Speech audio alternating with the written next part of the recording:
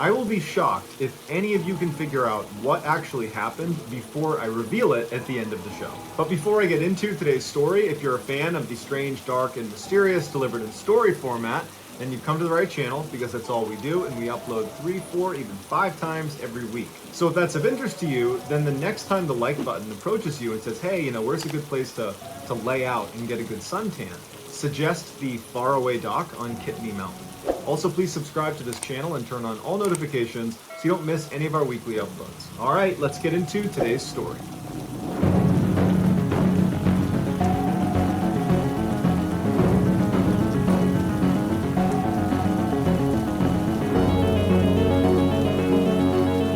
On September 15th, 2010, a 55-year-old man named Greg Flanagan checked into the Elegante Hotel in Beaumont, Texas to start his work week.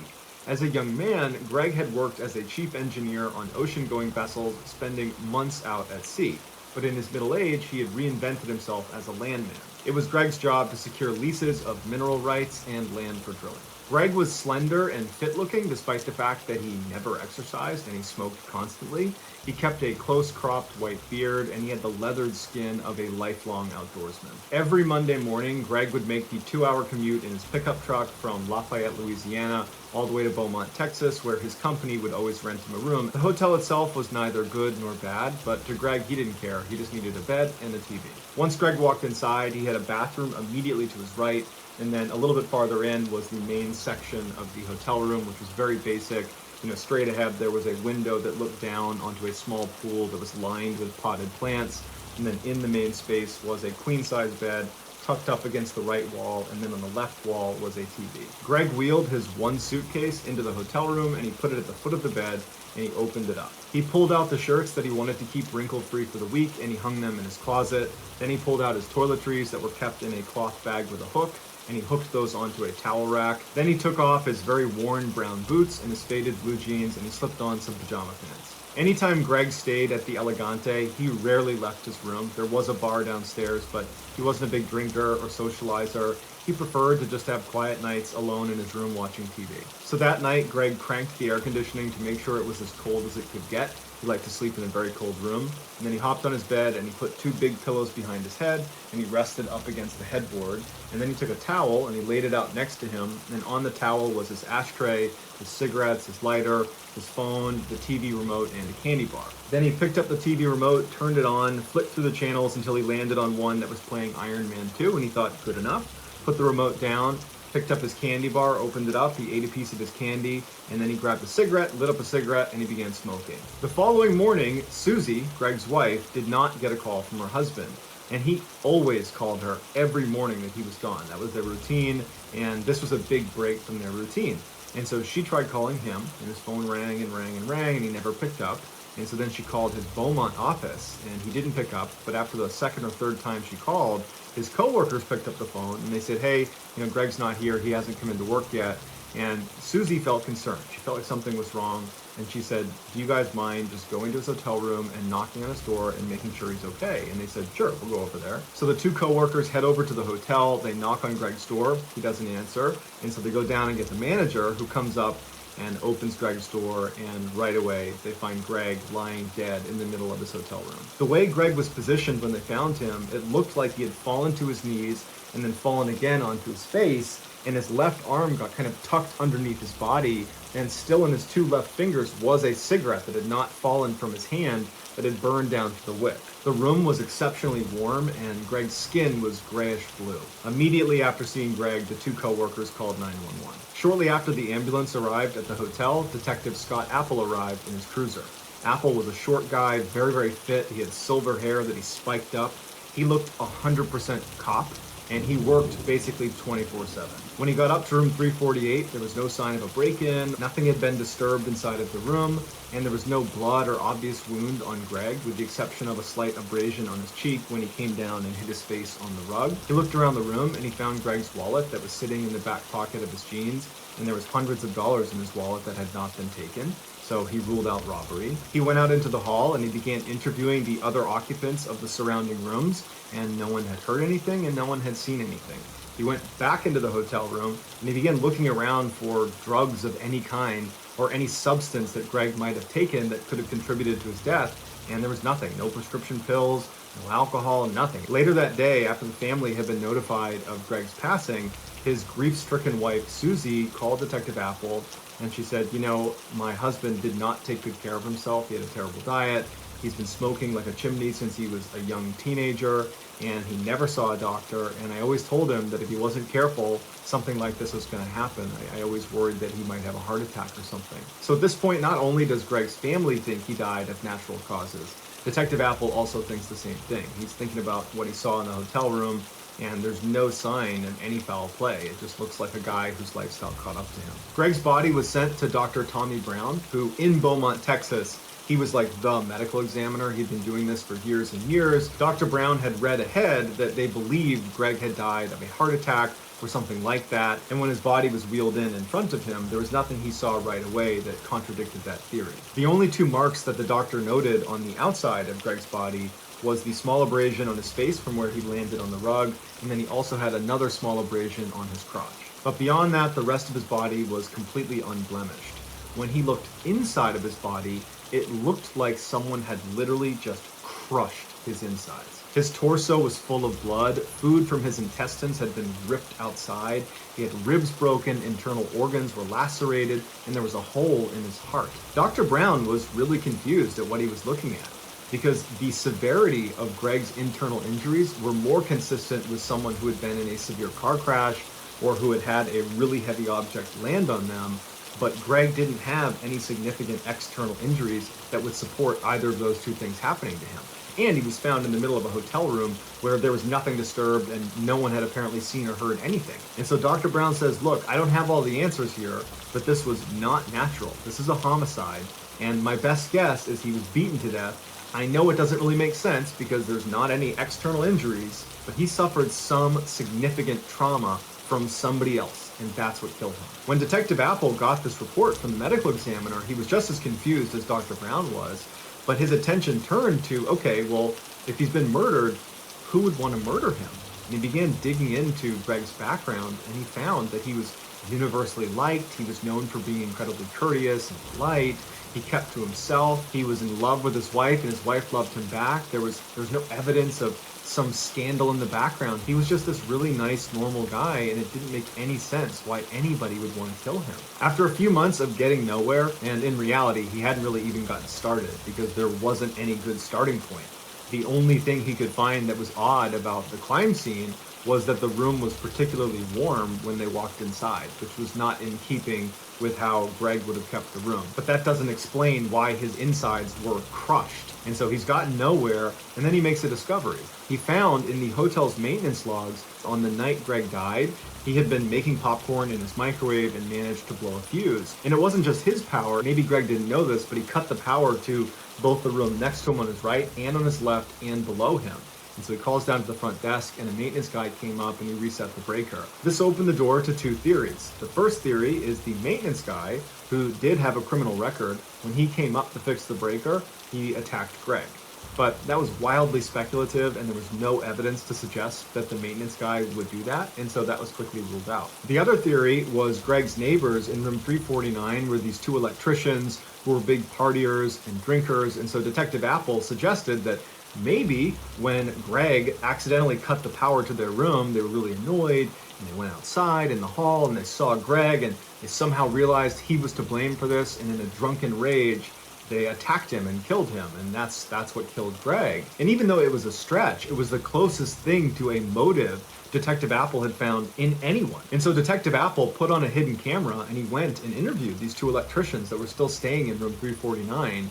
And he said when he spoke to them, they were very forthcoming. They seemed very honest. They were appropriately curious about what happened to Greg. And all they said was, look, we had no interaction with him. We did hear him coughing when we came back from the bar. We were at the bar that night, but honestly, that's the extent of our interaction with him. The electricians offered up their cell phone numbers, their email addresses, and said, anything you need from us, we'd be happy to help. We're really sorry this happened. At this point, Detective Apple is back to square one. No one knows what happened to this guy. The one big lead he had, the maintenance records, proved to be a total dead end.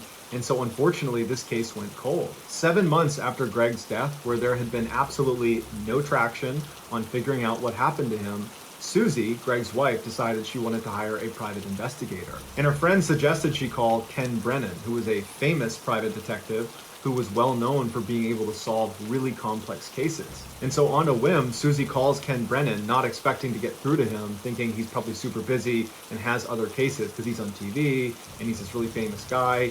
But he picked up the phone and he was like, hey, how can I help you? And Susie couldn't believe it. She had a chance to tell him about what happened to her husband. And Ken said he was really interested and that he would take on the case. Ken was a former Long Island cop and he was a DEA special agent. He spoke with a really thick New York City accent and he wore t-shirts that were a little bit too small to show off his muscles, and he usually had a big gaudy gold chain on. Once Ken agreed to take on this case, he flew right to Lafayette, Louisiana, where Susie lived. And he sat down and he asked her a lot of really difficult questions about their marriage, about whether she thought he might be cheating on her, if he had like a secret life she didn't know about. And after feeling satisfied that all those avenues had been explored and were not going to lead to the answer, he said, okay, well, can you tell me anything about the crime scene that stood out to you? Is there anything about it that seems off? And Susie said, yeah, Greg always kept the air conditioning on very cold at night. He never slept in a room that wasn't freezing cold. And so I thought it was really odd when his coworkers discovered him that the air conditioning was off and it was really hot inside of the room. That's incredibly unlike Greg for his air conditioning to be off. Ken made a note of this, and then he left Lafayette and he went to Beaumont, Texas to meet up with Detective Apple. And Detective Apple and he actually got along really well. They agreed to work together on this case because Detective Apple feels like he's reached a dead end anyways. Apple brought Ken to the crime scene, he showed him the hotel room, and then afterwards he turned over all of the documents he had on the case, from the autopsy report to the photographs, to anything he'd collected over the 7 months he'd been working on it. So that night, Ken diligently looks through all of the documentation, all of the photos, and the next day when he goes into Apple's office, he says to him, I think I figured it out. And Apple's like, oh really, you figured it out one day after being here? And Ken's like, no, seriously, I think I figured it out. I have to confirm something with his wife, but I think I have a theory. And so Ken calls Susie right in front of Apple, and when Susie picks up, Ken's like, hey, did your husband ever smoke with his left hand or did he smoke with his right hand? And Susie said, oh no, he only smoked with his right hand.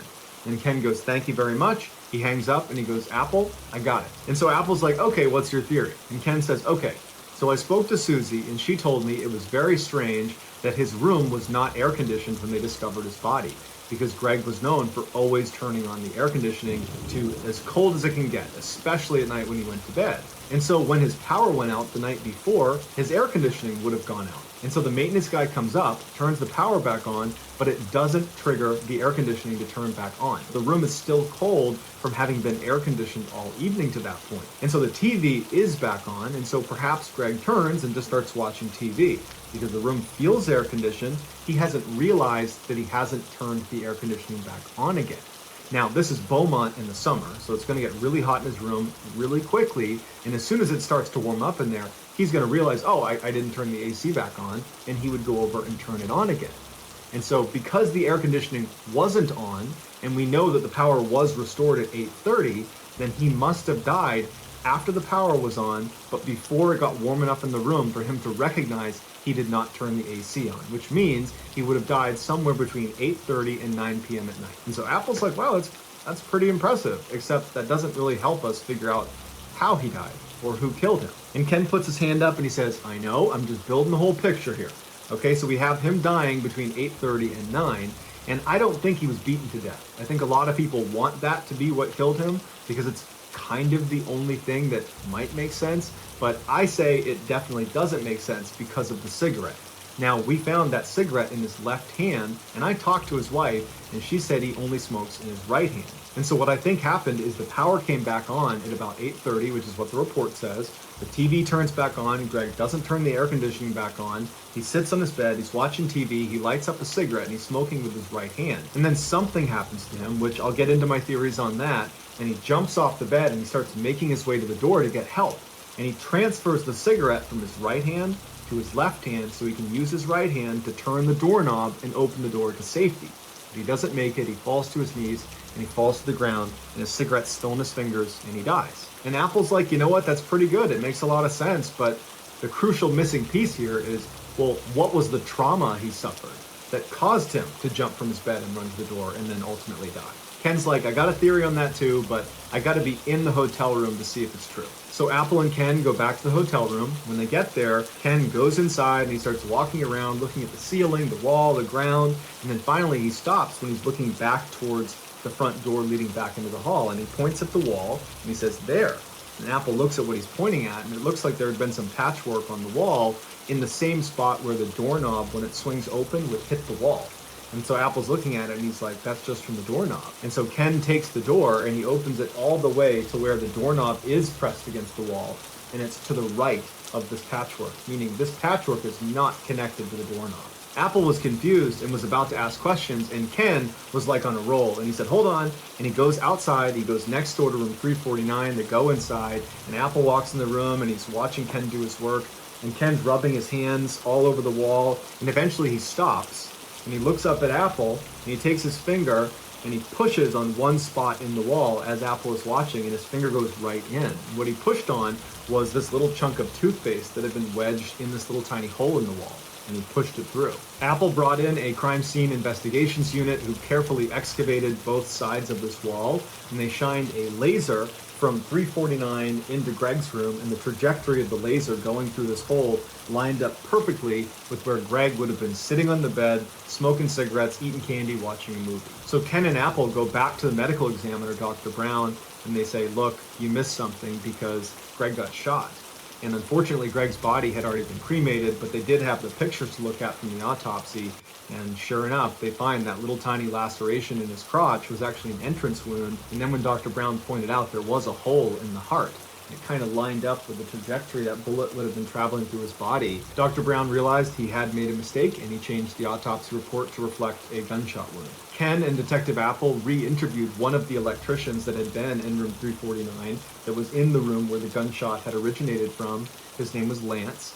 And when they brought him in, they said, this is totally routine. You know, it's been 7+ months since Greg's death. And what we're doing is any of our witnesses, we want them to sign a statement, basically attesting that this is what I saw or didn't see. And so they had prepared a statement that basically lined up with the first thing he had told police, which was, I didn't hear anything, I didn't see anything. And they said, is there anything you want to change about your story, or is this exactly what you saw and heard? And Lance said, yeah, that's exactly, I don't know anything. I wish I knew more, I'm sorry. I'm like, all right, well then can you sign this document saying that you don't know anything and you didn't see anything? And he said, yeah. He signs the document, and then Ken's like, all right, gotcha, because we know a gunshot was fired from your room, and that's what killed Greg.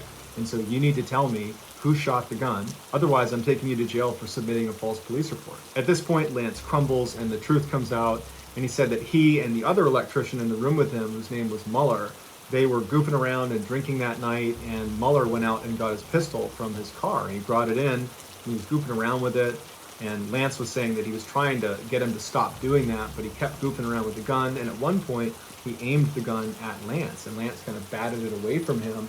He dropped the gun, it landed, and it went off. And they saw where the bullet hole was. They saw it was into Greg's room, and they both froze and they listened to see if anybody had reacted to this gunshot. And he said they didn't hear anything for a long time, and that made them believe that no one was in the other room, that no one was in Greg's room, and that they were in the clear.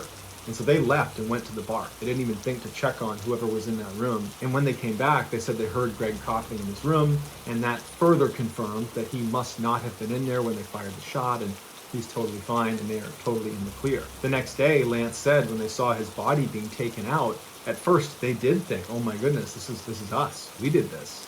But they overheard Detective Apple walking around interviewing people saying out loud that, yeah, we think this is natural causes. Yep, looks like a heart attack. This is probably nothing. I'm sure it's nothing. And they were like, oh, phew, it's not us. And so they actually believed it was just a coincidence that on the same day they're firing a rogue bullet into Greg's room, that Greg had a heart attack and died separately. But Lance would say that somewhere in the back of both of their minds, they knew they probably had something to do with it. And so they covered their tracks, and they put toothpaste in the wall to cover up the hole, and they hid the gun, and they intentionally kept information from the police. And so ultimately Muller, the owner of the gun, the one who really instigated that night, waving the gun around, and the one who actually dropped the gun, he was charged with manslaughter and was given 10 years in prison. So that's going to do it, guys. I hope you enjoyed today's story. If you found the secret in today's video, Let us know in the comments what it is and where you found it. Give us the timestamp. And if you're the first to do that, we will pin you at the top of the comments section. If you enjoyed today's video and you haven't done this already, the next time the like button approaches you and asks for a good place to lay out and get a good suntan, suggest they use the faraway dock on Kittenby Mountain. Also, please subscribe to this channel and turn on all notifications so you don't miss any of our weekly 3, 4, even 5 video uploads. If you want to get in touch with me, you can direct message me on Instagram or on Twitter. My username for both platforms is the same. It's just JohnBallin416. I also have a ton of content over on TikTok, where my username is Mr. Ballin. If you have a story suggestion, please submit it to our subreddit just called Mr. Ballin. It's linked in the description below. So whether I see you on Instagram, Twitter, TikTok, Reddit, YouTube, or some combination, just know that I really appreciate your support. And until next time, that's going to do it. See ya.